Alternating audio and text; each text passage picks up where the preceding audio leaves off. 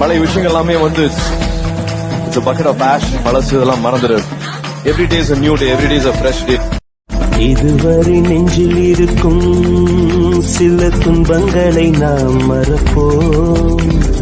கடிகாரம் உள் தொலைத்து தொடுவானம் வரை போய் வருவோம். அடைமழை வாசல் வந்தால் கையில் குடையின்றி வானனைவோம்.